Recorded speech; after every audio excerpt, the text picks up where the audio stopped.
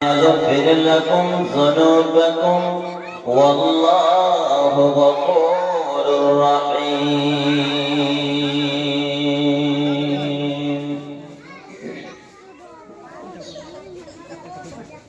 इसको रिपीट दाओ एक ये को दाओ उठो बिलाल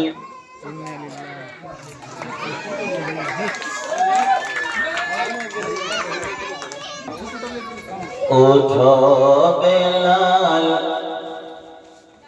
মিনারাতে সময় বইয়া যায়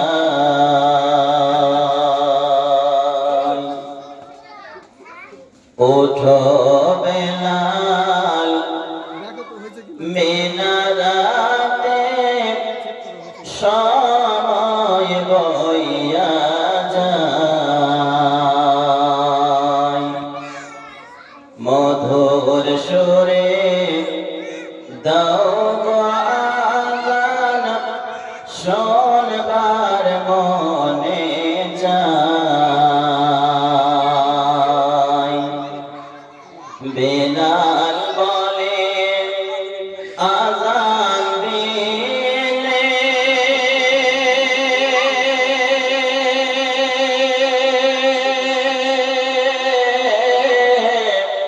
কলে যাই মোর আগুন জ্বলে আমার আযান কে শুনিবে নবী নাই দুনিয়ায় ওঠো বেলাল মিনারাতে সময় বইয়া যায় লোকে বলে তব আযান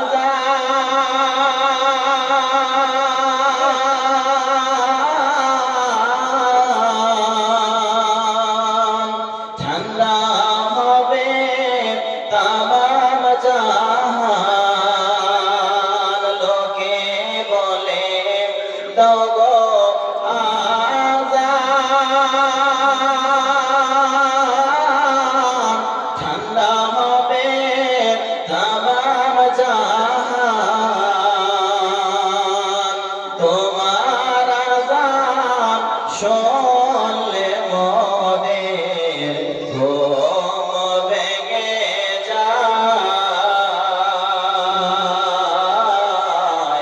ওঠো বেলাল মিনারাতে সময় বইয়া যায় মধুর সুরে দাও গো আযান শোনবার মনে যায়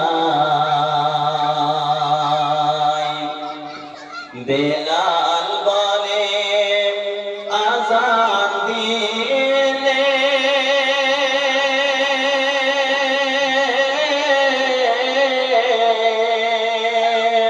আমি যদি যাই গো মরে বেলাল বলে আযান দিলে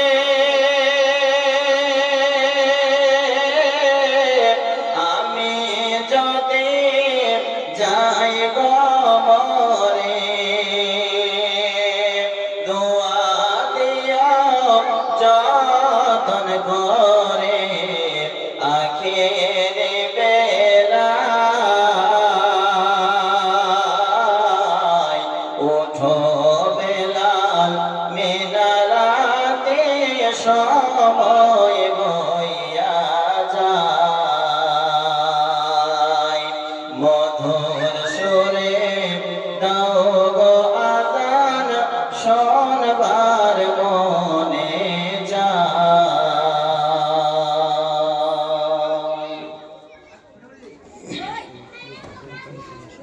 শ্রদ্ধেয় সুযোগ্য সম্মানিত আজকের সভার সভাপতি সাহেব, মঞ্চে বসে থাকা উলেমায়ে দ্বীন, সামনে বসে থাকা আমার দিনদার ইমানদার ভাই সকল, পর্দা নাসিম মা বোন ও বোনেরা, সর্বদেশ রব্বুল আলামিনের শুকর কৃতজ্ঞতা যাপন করি যে মহান রব আমাদেরকে আজকের ইসলামী দাওয়া প্রোগ্রামে একত্রিত করেছেন এবং আমাদেরকে বসে কিছু কোরআন এবং হাদিস শ্রবণের তৌফিক ইনায়েত করেছেন।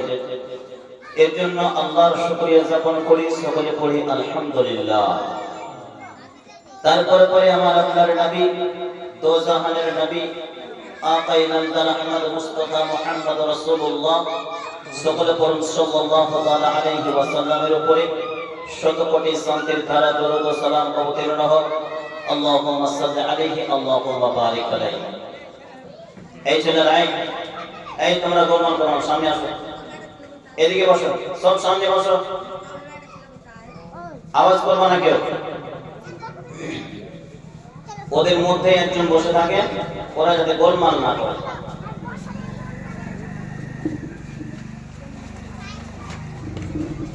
সম্মানিত উপস্থিতি, আমি আপনাদের সম্মুখে কোরআনুল কারীমের সূরাতুল আল ইমরান থেকে ছোট্ট একটা কোরআনের আয়াত পরিবেশন করেছি।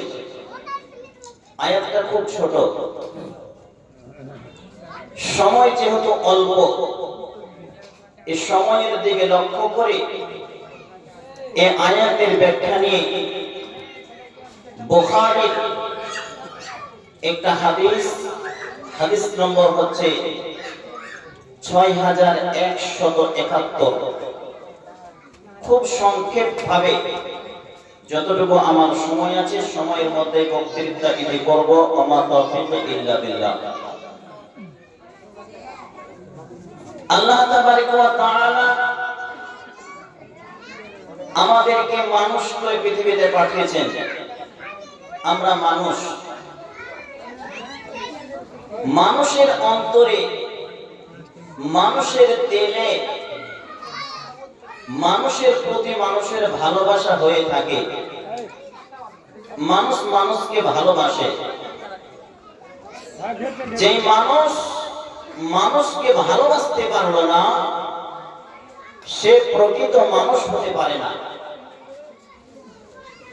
জি, আমাদেরকে আল্লাহ তাবারক ওয়া তাআলা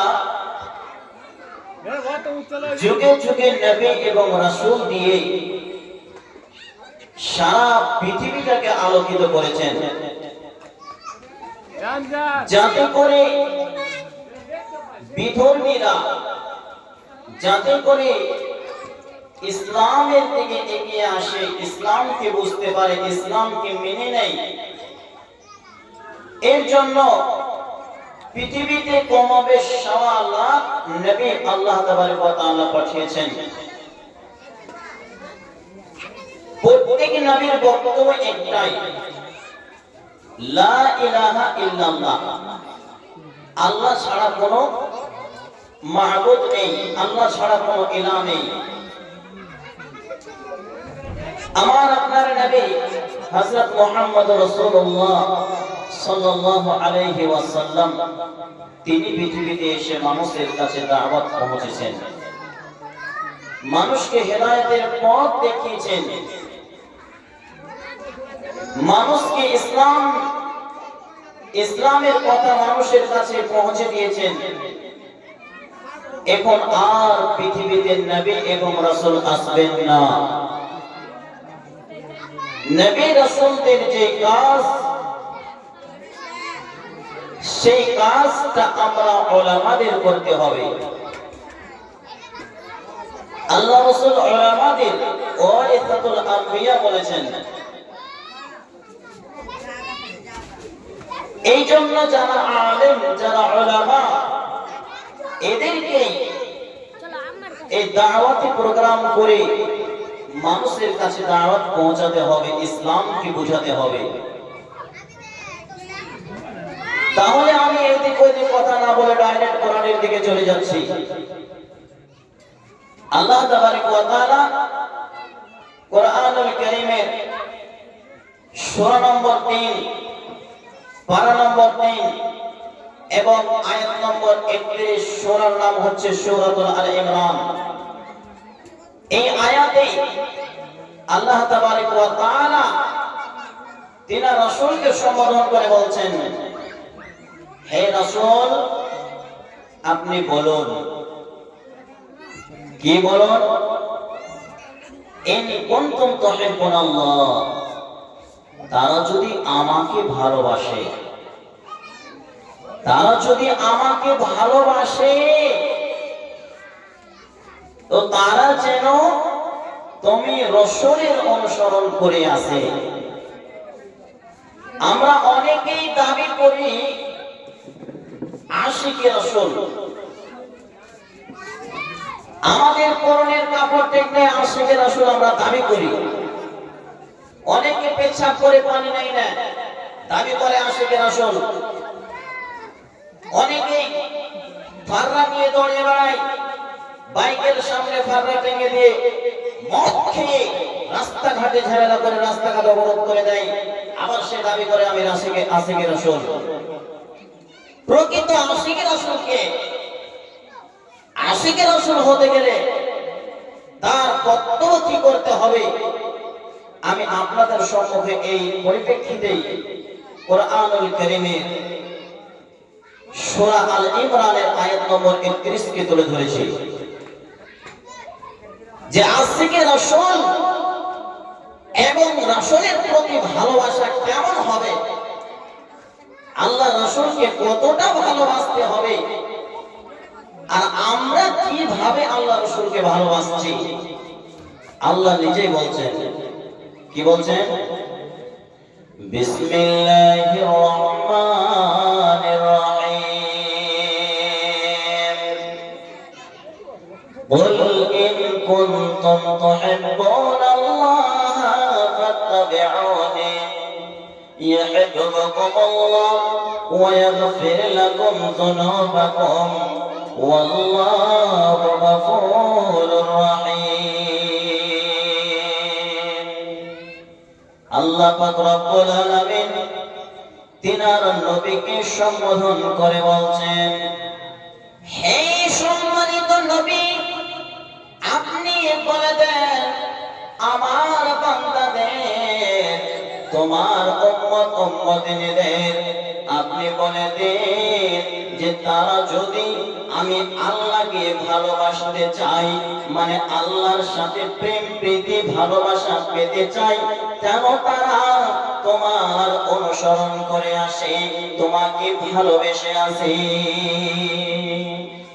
যদি তারা আল্লাহকে পেতে চায়, যদি আল্লাহকে ভালোবাসতে চায়, তাহলে তারা যেন তোমার অনুসরণ করে আসে। এতে করে কি হবে? আল্লাহ বলছেন, ইন কুনতুম তুহিব্বুনাল্লাহা ফাত্তাবিউনি ইউহিব্বুকুমুল্লাহ। যদি আল্লাহ রাসূলের অনুসরণ করা হয়, আল্লাহ রাসূলকে ভালোবাসা হয়, তাহলে আল্লাহ আপনাকে ভালোবাসবে। ওয়া ইয়াগফির লাকুম যুনুবাকুম, এবং আল্লাহ তোমাদের পাপ সমূহ ক্ষমা করে দেবেন। আল্লাহ বলছেন যুনুবাকুম ওয়াল্লাহু গফুরুর রহিম, আল্লাহ হচ্ছেন ক্ষমাশীল, অতি দয়াশীল, পরম দয়ালু। যদি আল্লাহ রাসূলকে অনুসরণ করতে পারেন, আল্লাহ রাসূলকে অনুসরণ করেন, তাহলে আপনি আল্লাহকে পেয়ে যাবেন। আল্লাহ রাসূলকে ভালোবাসতে গেলে আল্লাহকে পাবেন। আল্লাহ রাসূলের অনুসরণ করতে হবে, আল্লাহ রাসূলকে ভালোবাসতে হবে, তাইলে আপনি আল্লাহকে পাবেন। মানুষকে ভালোবেসে মানুষের ইবাদত করে আপনি কখনোই জান্নাতের মুখ দেখতে পাবেন না। মানুষকে ভালোবাসা দিয়ে মানুষের কাছে মাথা নত করে জান্নাতের আশা করিয়েন না, যে আপনার জন্যই আমরা জাহান্নাম বানিয়ে রেখেছি। আল্লাহ পাক রব্বুল আলামিনের নবী মুহাম্মদ সাল্লাল্লাহু আলাইহি ওয়াসাল্লামকে এই পৃথিবীর মধ্যে মানুষ কেমন ভালোবেসেছিলেন, আমরা মানুষের প্রতি ভালোবাসা কেমন দেখাচ্ছি। আল্লাহ পাক রব্বুল আলামিনের নবী হযরত আনাস রাদিয়াল্লাহু তাআলা আনহু থেকে বর্ণিত বুখারীর একটা হাদিস, হাদিস নাম্বার হচ্ছে 6171। আল্লাহ রাসূলকে এসে একজন লোক জিজ্ঞেস করছেন, কি জিজ্ঞেস করছেন? ইয়া রাসূলুল্লাহ সাল্লাল্লাহু আলাইহি ওয়াসাল্লাম, নবীজি আপনি বলুন কিয়ামত কবে সংঘটিত হবে? আল্লাহ রাসূলকে এসে জিজ্ঞেস করছেন, কি ওগো আল্লাহ রাসূল, আপনি বলুন কিয়ামত কখন সংঘটিত হবে?